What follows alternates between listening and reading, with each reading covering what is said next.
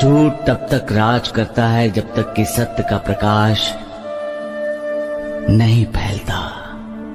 जैसे सूर्य के उदय होते ही दुनिया भर में छाया हुआ अंधेरा भाग जाता है, वैसे ही सत्य का उदय होते ही असत्य को, झूठ को भागना पड़ता है। झूठ अज्ञान का ही तो प्रतीक है, अंधेरा झूठ का ही तो प्रतिनिधि है, क्योंकि अंधेरे में हमें कुछ नजर नहीं आता। अंधेरा और अज्ञान झूठ नाम के रथ के दो पहिए हैं। इस रथ में जो सवार होता है वो ज्यादा दौड़ नहीं सकता।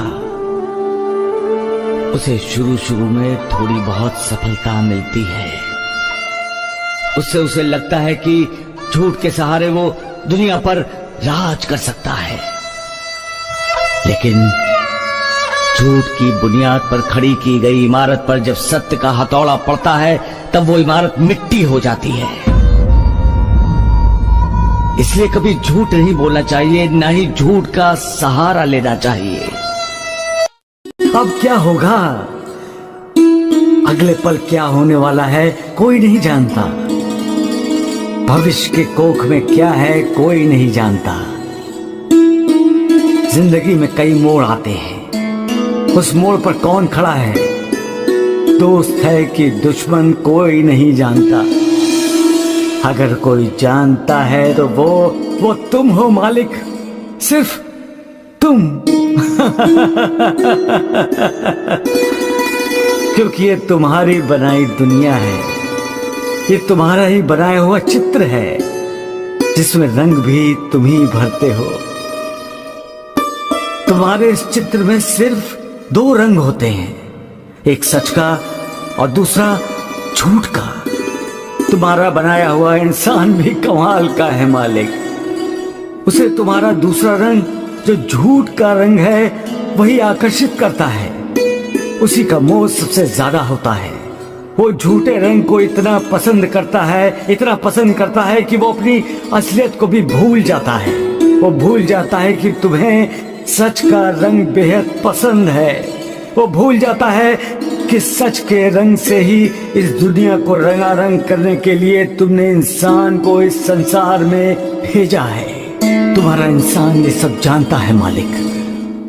वो जानता है कि झूठ के रंग से बनाया हुआ चित्र कुछ दिनों तक लोगों को आकर्षित करेगा, लेकिन एक ना एक दिन वो झूठा रंग उड़ जाएगा। कोरा कागज लोगों के सामने होगा और लोग जान जाएंगे कि उन्हें फंसाया गया है। फिर क्या होगा? फिर उस इंसान को मुंह छुपाने के लिए जगह नहीं मिलेगी। इंसान झूठ का अंजाम जानता है मालिक, फिर भी तुम्हारा इंसान उस झूठ के करीब क्यों जाता है मालिक? मैं जानता हूं कि तुम जवाब नहीं दोगे, क्योंकि तुम भी अपने खेल का आनंद लेना चाहते हो, है ना मालिक? सबका मालिक एक वाले सच्चे और नेक इंसान का ईश्वर खुद मार्गदर्शक बन जाता है और उन्हें उनकी मंजिल तक ले जाता है। सच क्या है? सच कौन है? सच ईश्वर है,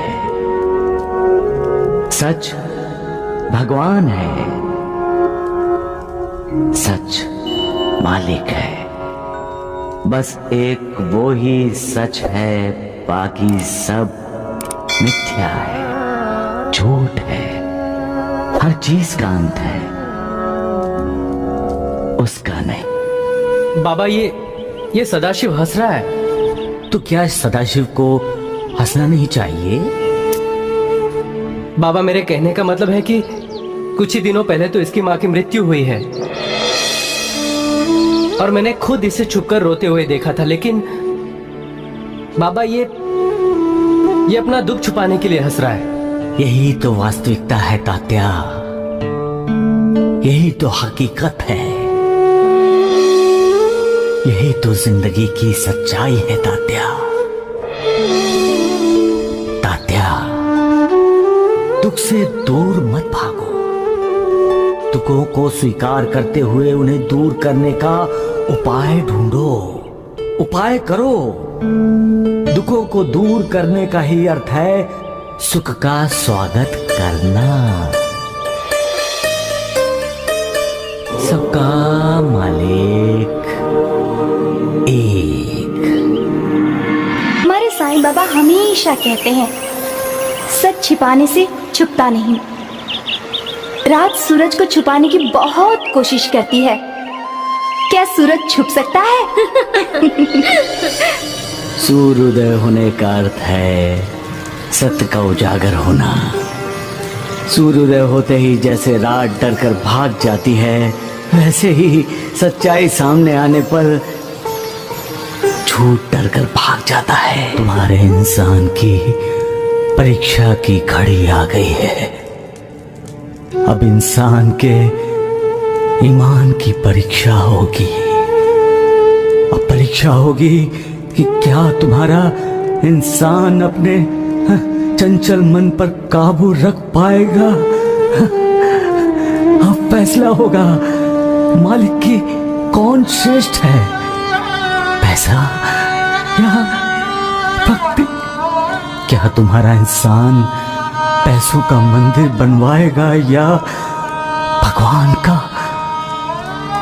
क्या वो तुम्हारा कृतज्ञ होगा या पैसों के मोह में तुम्हें भूल जाएगा?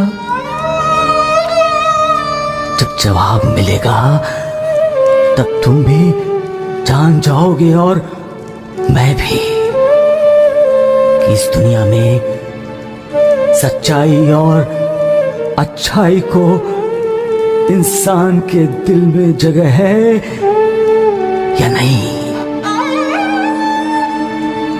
इंसान सच की पूजा करता है